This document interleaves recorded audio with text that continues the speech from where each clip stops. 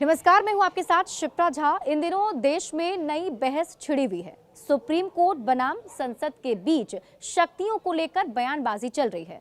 हाल ही में बीजेपी सांसद निशिकांत दुबे ने कहा था कि अगर सुप्रीम कोर्ट को ही कानून बनाना है तो संसद को बंद कर देना चाहिए। अब इस मुद्दे को लेकर उपराष्ट्रपति जगदीप धनखड़ ने एक बार फिर से टिप्पणी की है। उपराष्ट्रपति ने मंगलवार को दिल्ली विश्वविद्यालय में कहा कि संसद सर्वोच्च है और चुने हुए प्रतिनिधि ही असली मालिक हैं। संवैधानिक पद पर बैठे हर व्यक्ति का प्रत्येक शब्द देश के हित में होता है। उपराष्ट्रपति ने दिल्ली विश्वविद्यालय में छात्रों को संबोधित करते हुए कहा कि संसद सबसे ऊपर है। संविधान की प्रस्तावना में इसका सार है। संविधान कहता है हम भारत के लोग। इसका मतलब है कि सबसे बड़ी शक्ति लोगों के पास है। कोई भी भारत के लोगों से ऊपर नहीं है। लोग प्रतिनिधियों को ही ठहराते हैं जवाबदेह। जगदीप धनखड़ ने आगे कहा कि भारत के लोगों ने संविधान के तहत अपने प्रतिनिधियों को चुना।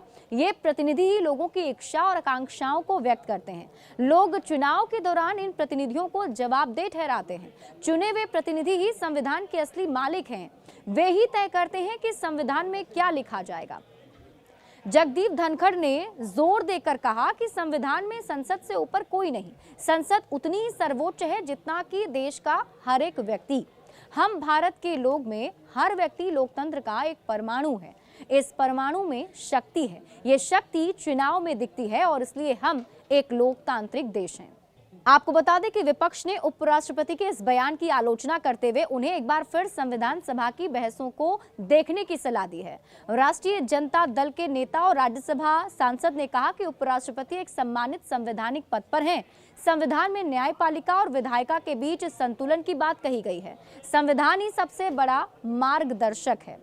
वहीं कपिल सिब्बल ने भी इस पर असहमति जताई है। राज्यसभा सांसद और सुप्रीम कोर्ट बार एसोसिएशन के अध्यक्ष कपिल सिब्बल ने भी जगदीप धनखड़ से असहमति जताई। उन्होंने कहा कि सुप्रीम कोर्ट ने जो कुछ कहा वो देश के संवैधानिक मूल्यों के अनुरूप है। ये राष्ट्रीय हित में है। सिब्बल ने कहा कि सुप्रीम कोर्ट ने कहा है कि संसद के पास कानून बनाने की पूरी शक्ति है। सुप्रीम कोर्ट का कर्तव्य है कि वो संविधान की व्याख्या करे और पूरी तरह से न्याय करे।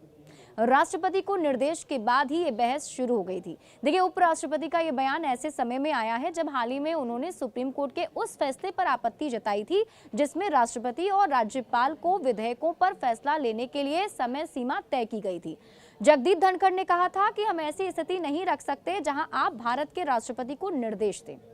बड़े अपडेट्स के लिए आप जुड़े रहिए न्यूज़ 18 बिहार झारखंड के साथ।